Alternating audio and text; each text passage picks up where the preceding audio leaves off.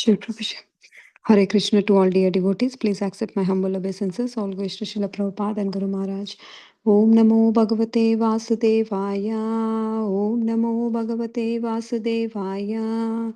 Om Namo Bhagavate Vasudevaya. Narayanam Namaskrityam Naram Chaiva Narottamam. Devim Saraswatim Vyasam Tato Jayam Udirayet. नष्टप्रायेषु अभद्रेषु नित्यं भागवत सेवया भगवते उत्तमश्लोके भक्तिर्भवति नैष्ठिकी. So today we are reading from Srimad Bhagavatam, Canto 7, Chapter 3, Hiranyakashipu's plan to become immortal. Text 13. Starting from text 13. O Lord Brahma, your position within this universe is certainly most auspicious for everyone, especially the cows and the Brahmanas. Brahmanical culture and the protection of the cows can be increasingly glorified, and thus all kinds of material happiness, opulence, and good fortune will automatically increase. But unfortunately, if Hiranyakashipu occupies your seat, everything will be lost. Text 14. O king, being thus informed by the demigods, the most powerful Lord Brahma, accompanied by Bhrigu, Daksha, and other great sages, immediately started for the place where Hiranyakashipu was performing his penance and austerities. Text 15 and 16. Lord Brahma, who is carried by the swan aeroplane, at first could not see where Hiranyakashipu was, for Hiranyakashipu's body was covered by an ant hill and by grass and bamboo sticks. Because Hiranyakashipu had been there for a long time, the ants had devoured his skin, fat, flesh, and blood. The Lord Brahma and the demigod spotted him, resembling a cloud covered sun, heating all the world by his austerity. Struck with wonder, Lord Brahma began to smile and then addressed him as follows. Text 17. Lord Brahma said, O son of Kashyapa Muni, please get up, all good fortune unto you. You are now perfect in the performance of your austerities, and therefore I may give you a benediction. You may now ask from me whatever you desire, and I shall try to fulfill your wish. Text 18. I have been very much astonished to see your endurance in spite of being eaten and beaten by all kinds of worms and ants. You are keeping your life air circulating within your bones. Certainly, this is wonderful. Text 19. Even saintly person like Bhrigu, born previously, could not perform such severe austerities, nor will anyone in the future be able to do so, who within these three worlds can sustain his life without even drinking water for 100 celestial years. Text 20th. My dear son of Diti, with your great determination and austerity, you have done what was impossible even for a great saintly person, and thus I have certainly been conquered by you. Text 21. O best of the Asuras, for this reason I am now prepared to give you all the benedictions according to your desire. I belong to the celestial world of demigods who do not die like human beings. Therefore, although you are a subject to death, your audience with me will now go in vain. Text 22. Sri Narada Muni continued.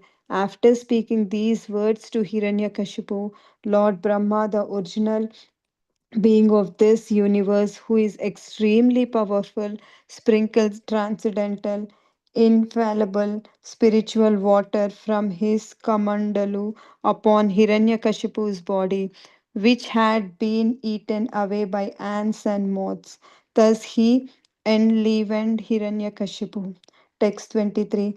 As soon as he was sprinkled with the water from Lord Brahma's water pot, Hiranyakashipu arose and rode with a full body with limbs so strong that they could bear the uh, striking of the thunderbolt with physical strength and a bodily luster resembling molten gold. He emerged with the ant hill and completely young man just as fire springs from the fuel hood. Text 24. Seeing Lord Brahma present before him in the sky, carried by his swan aeroplane, Hiranyakashipu was extremely pleased. He immediately fell flat with his head on the ground and begged to express his obligation to the Lord. Text 25. Then getting up from the ground and seeing Lord Brahma before him, the head of the Daityas was overwhelmed by jubilation, with tears in his eyes, with whole body shivering. He began praying in a humble mood with folded hands and a flattering voice to satisfied Lord Brahma. Thank you so much, Prabhuji. Hare Krishna. Thank you so much, Radha. Yeah, Krishna and Prabhu, whenever you're ready, you can start, Prabhuji. Yeah, Prabhu. Thank you very much, Prabhuji, for giving this opportunity to purify myself. Thank you all for joining for today's Bhagavatam session, and thank you, Radharani Mataji, for reading today's section Bhagavatam slokas translation. So we'll start with the prayers. Om Ajnanatimirandasya Jnananjana Chakshurunmilitam Yena Tasmai Shri Gurave Namaha. Namo Vishnupadaya Krishna Preshtaya Bhutale Srimate Bhaktivedanta Swaminiti Namane. Namaste Saraswati Deve Gauravani Pracharine Nirvishesha Sunyavadi Pachatta Deshitarani. Jai Sri Krishna Chaitanya Prabhu Nityananda Sri Advaita Gadadhara Srivasadi Gaura Bhaktarunda.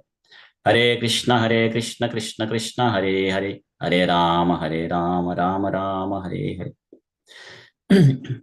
So today we are reading from Srimad Bhagavatam, Canto 7, Chapter 3, Hiranyakashipu's plan to become immortal, from slokas 13 to 25. So just to give you a background, so in this canto, first chapter, Yudhishthira Maharaj asked Narada Muni, so why there is a enmity between Hiranyakashipu and Prahlad Maharaj, because they are father and son. And also he asked, how come Prahlad Maharaj became a great devotee, even though he was born in a demonic family. So to answer those questions, Narada Muni started narrating the history of Prahlad Maharaj, Hiranyakashipu, like that. So in the last chapter, we heard how Hiranyakashipu was very angry because his brother Hiranyaksha was killed in the hands of Lord Vishnu to favor the demigods. So for that, Hiranyakashipu he was angry, and he to make the demigods to weak. So he disturbed all the yajnas on that planet, and also he gave trouble to the many saintly personalities on that planet. So like that, so that the demigods not getting the offering of the yajna will become weak. So, and at the same time, he also pacified his mother, sister-in-law, and nephews with a wonderful Vedic philosophy, saying that we are not this body, we are pure spirit soul. So everyone is going through the Janma Mrityu Jara Vyadhi based on their past karma, like that. Of course, even though he has this great understanding of this spiritual knowledge, but he is himself not applying in his activities.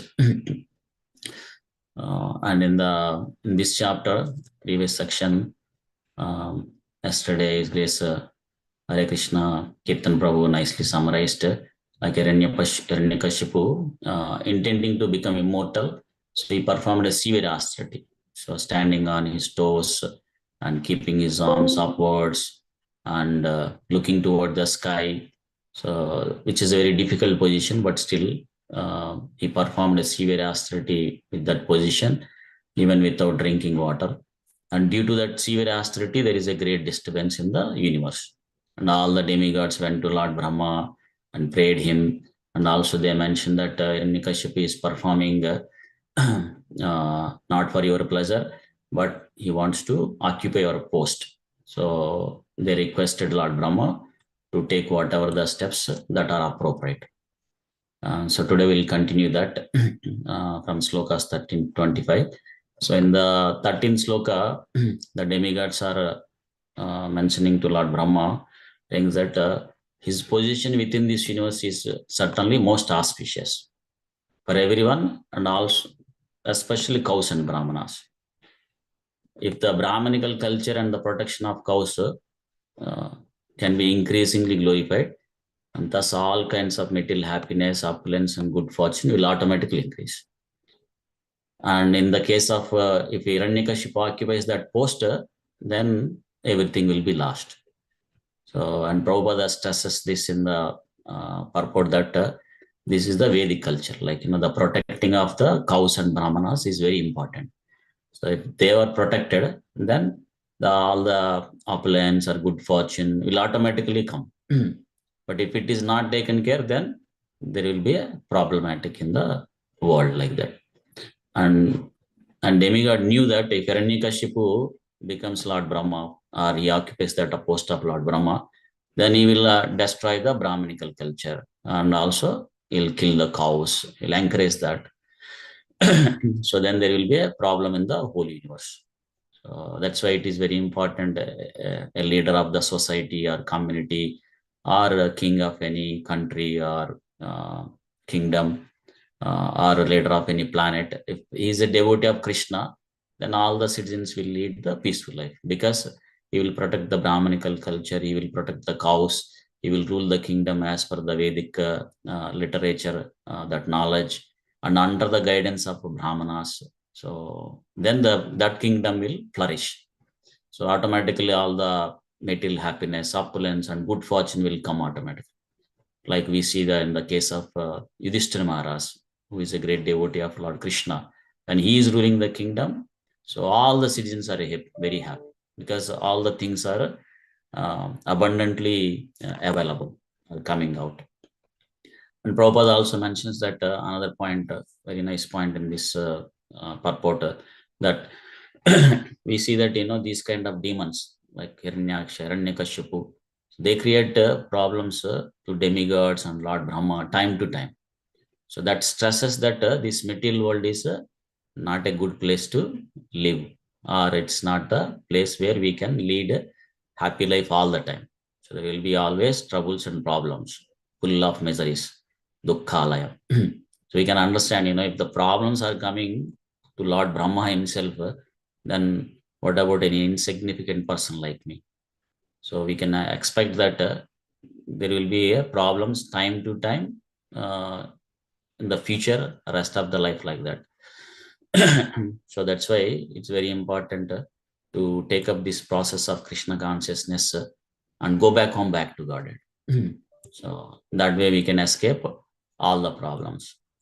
And Prabhupada also mentions that unfortunately, as the Kali Yuga is progressing, these representatives of Hiranyakashipu are mostly ruling the communities or society or countries like that. So that's why the Brahmin culture is going down, and the killing of cows is increasing. So these things happen. So that's why the people in the Kali Yuga are facing so many problems. That's why they are always disturbed, upadritaha.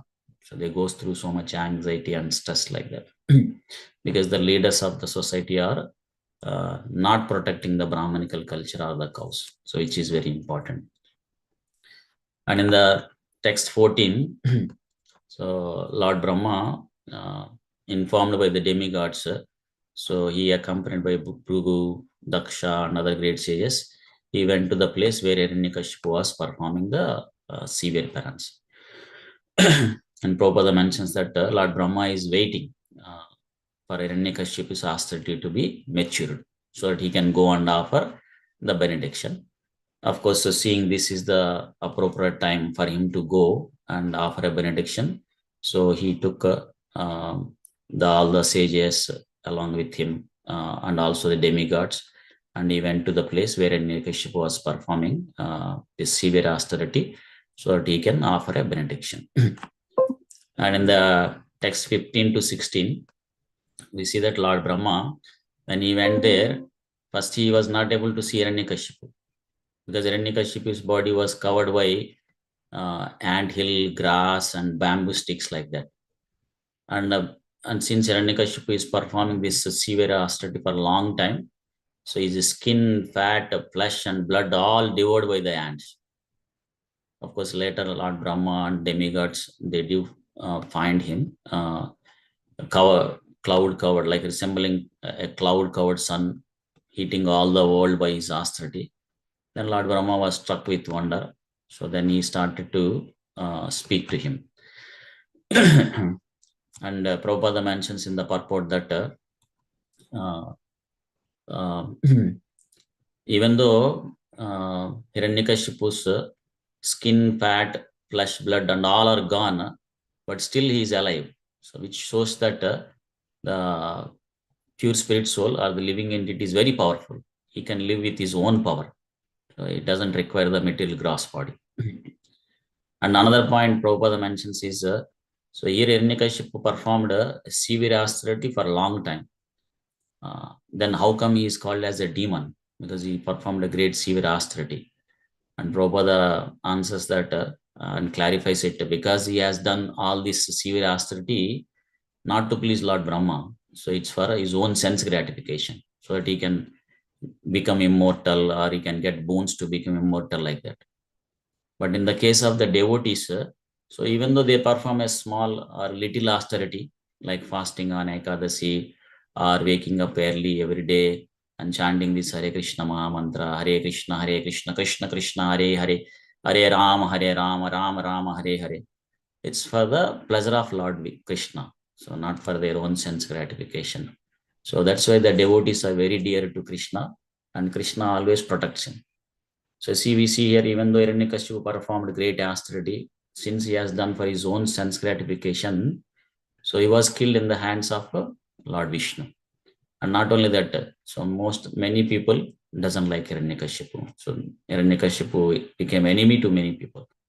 But Prahlad Maharaj, even though he's a small boy and not performed a severe austerity like Hiranyakashipu, but he is very dear to Krishna. He was protected by Krishna, and also he is Dhira Dhira Janapriya, like that. He is very dear to all the people. So that is the glory of the bhakti or the devotional service when compared to the all other methods of the processes.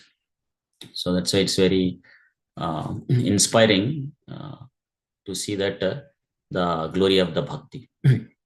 In the next two slokas, 17 and 18, you see Lord Brahma started speaking. So he asked Hiranyakashipu to get up, and he's saying that he is now perfect in the performance of austerity. So, and then he's ready to give the benediction. So he can ask whatever he desires, and he will try to fulfill his wish like that. And also in the 18th sloka, Lord Brahma is expressing his astonishment of Lord Hiranyakashipu's great austerity. So he's saying that in spite of being eaten by all kinds of worms and ants, so he's keeping his life air circulating within his bones. So certainly this is a wonderful. So we see here that Prabhupada mentions that from this incident, so we can understand that the soul can exist even through the bones. It doesn't require the material gross body like blood, bones, skin, and all those things. Of course, this is possible one who has expertise in the yoga process.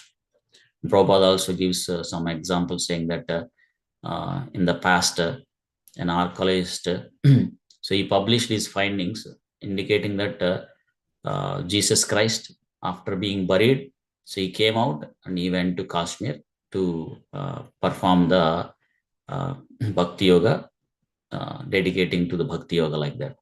Not only that, in the past also there are several yogis so who were buried when they were in trance under the ground. But after many years, when they dig and see, the yogis they noticed that those yogis are still alive, even though their skin and blood and everything is gone. So, of course, certainly this is very wonderful, but it is not impossible. Of course, it is definitely very difficult to the people of present time because they're not matured enough in that art of yoga. So that's why we got the simple process of chanting Hare Krishna Maha Mantra and perfect our life. So in the next sloka, 19th, Lord Brahma is expressing that so the people who born before him or in the future, it's something that is not possible for them to do this kind of austerity because so he did, Hiranyakashipu did great austerity without drinking water also for 100 celestial years. So we can understand that from the scriptures that so one daytime of demigods is equivalent to 6 months for us. Similarly, one night time is 6 months. So one complete day is 1 year for us. So like that, Hiranyakashipu did 100 celestial years. So that means it's a very long time. And not only he performed a long time severe austerity, but he did that without even drinking water. So it's difficult for a person like me to do Nirjala Ekadasi without drinking water. But we can see how great austerity Hiranyakashipu did here. But only thing is he did for his own sense gratifications. So that's what caused a problem to him also. In the text 20, we see that Lord Brahma is mentioning that he performed this severe austerity with great determination, which was impossible even for great saintly persons. So that's why he was mentioning that Hiranyakashipu conquered him. So we see that in this sloka that this great austerity is not possible even for a great saintly personality also. Since Hiranyakashipu performed with great determination, so he was able to conquer Lord Brahma. So if one does with great determination any activity, so they will be able to achieve it, even in the material perspective also. So then what to speak of the spiritual way? Like a practice, this is a one of the instruction for me. Like if I can do it with great determination, the process of Krishna consciousness that was given by Srila Prabhupada and Chaitanya Mahaprabhu sincerely and seriously. So nichayat, determination, then one can conquer Krishna, even though Krishna is unconquerable. Lord Brahma mentions in the Bhagavatam that ajito jito, stane stita srutigatam tanuvan manobir, e prayaso ajita jito api asitais trilokyam. Like with our body, words, and minds, if we can use all of those things to glorify Krishna of his activities and mold all our activities centered with Krishna, so then one can be able to conquer Krishna, even though he is unconquerable. So we see that when one conquers Krishna, Krishna becomes Krishna is ready to serve them. Like Nanda Maharaj, he was asking Krishna to bring his sandals, and Krishna brings those sandals. Similarly, gopis, so it makes Krishna to dance with their eyebrow signals because they are pure devotees, and with their love and devotion, they were able to conquer Krishna. So that's why Krishna becomes very dear to them, and he serves them in whatever they wanted. So if we can do with great determination that was given by Chaitanya Mahaprabhu, Gaur Purnima is coming up, and Srila Prabhupada, this simple process of chanting Hare Krishna Maha Mantra, so then we can also make our human life successful and please Krishna. So in the text 21, Lord Brahma is mentioning that for this reason, I am now prepared to give you all benediction according to your desire. He is saying that he belongs to the celestial world of demigods and they don't die like human beings.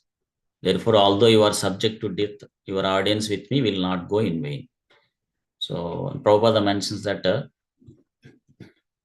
Lord Brahma indirectly mentioning here that though Hiranyakashipu performed great austerity for many, many years without drinking water, but he will not be able to escape from the death. So death in this material world is inevitable. Of course, it is a very painful process. And I believe it's mentioned in the scriptures that the pain will be up to 10,000 scorpions biting at a time. So very difficult to imagine. Of course, the pain depends on the attachment to the body or body related things. So if we have too much attachment to the body or body related things, then while leaving the body, we'll go through great pain. That's why the scriptures and acharyas recommends one should prepare in such a way that we can leave the body without or very less pain. So which means that we should perform our activities in such a way that we will not die again, which means that we don't take birth again. So that's what Bhagavatam teaches. So how to live in this material world, so without going through so much problems, and also prepare ourselves so to leave this material world without any pain, and also not to come back into this material world, which is dukkha, full of miseries. So how to live and how to leave this material world. So for those two things, Bhagavatam stresses to perform bhakti yoga or loving devotional service to Krishna, so that we can live happily in this material world while we are here, and we can also leave this world without any pain, and also we don't need to come back again into this miserable material world again and again. So in the text 22, now Narada Muni is speaking to this Maharaj that after speaking these words to Hiranyakashipu, Lord Brahma, who is very powerful, extremely powerful, is sprinkled transcendental, infallible spiritual water from his Kamandala upon Hiranyakashipu's body. And then, due to that, Hiranyakashipu enlivened.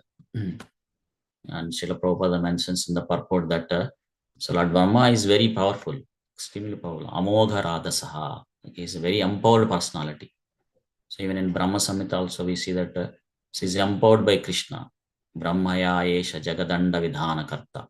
So he received this power from Lord Krishna for the secondary creation of this material world. And is also Gunavatara, in charge of the mode of passion. So like that, Lord Brahma is very powerful. So when he sprinkled this transcendental spiritual water, then Hiranyakashipu's original body is back. We see that in the next sloka.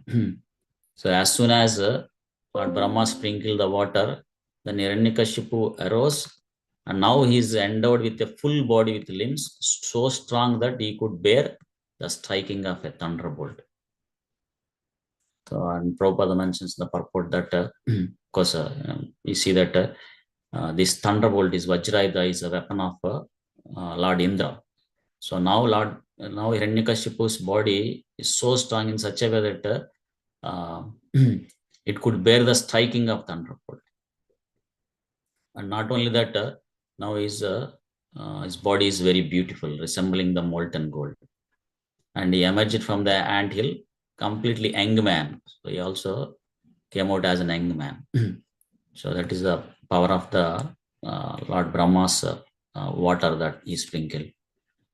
And then in the text 24, seeing Lord Brahma present before him in the sky, carried by his swan airplane, Hiranyakashipu was pleased, and he immediately fell flat with his head on the ground and began to express his obligation to the Lord. And so now Hiranyakashipu starts expressing his desire and going to ask the boons from Lord Brahma so that he can become immortal. And Prabhupada in this purport also mentions or talks about the demigod worship. He says that the demigod's worship is, as mentioned in Bhagavad Gita, avidhi purvakam.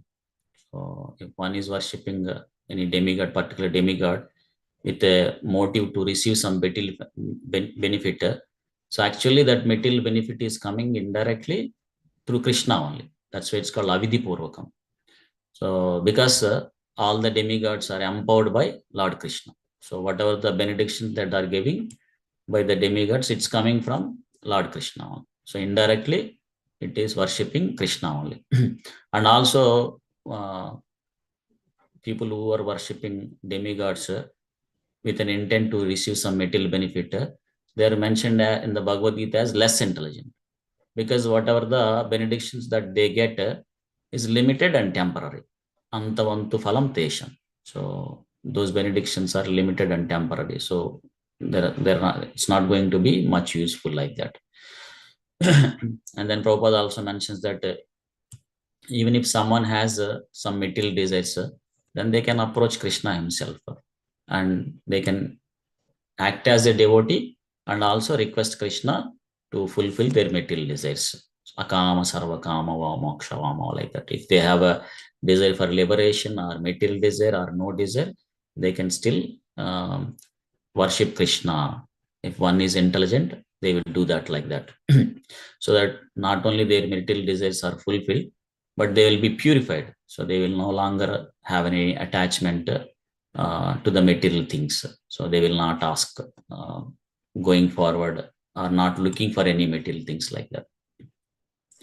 So Prabhupada stresses to please Krishna with our sincere worship, so that all the demigods also will be pleased. Not only all the demigods, everyone will be pleased. Like he gives the analogy, like when you pour water to the root of a tree, then how all the branches, leaves, trunks, and everything is nourished. So similarly, if we please Krishna, then everyone is pleased like that. So then the last sloka for today. So then Hiranyakashipu getting up from the ground and seeing Lord Brahma before him. So he's overwhelmed with the jubilation. So then with his tears in his eyes, then he began praying in a humble mode to satisfy Lord Brahma. So of course, in the next session, we see that how Hiranyakashipu glorifies Lord Brahma and then asking for the boons so that he can become immortal like that. So I'll pause it here. Thank you all for giving this opportunity. Ramdara Srimad Bhagavatam ki jai. Srila Prabhupada ki jai. Ananta Koti Vaishnava Vrinda ki jai. Hare Krishna. Thank you very much, Prabhuji.